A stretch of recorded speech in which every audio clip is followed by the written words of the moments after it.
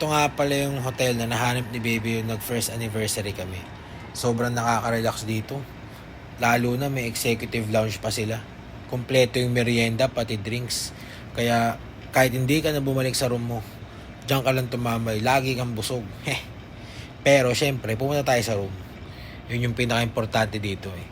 Kita mo naman yan. Sobrang laki ng TV, yung kama, laki. Kahit nga 3 kayo, kasya kayo dyan eh. At saka may coffee machine, yung CR sobrang luwag, may bathtub pa. Kita mo naman yan. Tapos paglabas mo dun sa terrace ng hotel nyo, kita mo yung buong pulerya.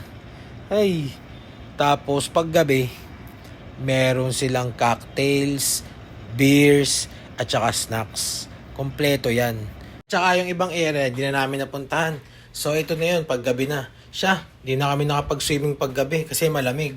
Sige na, bye-bye!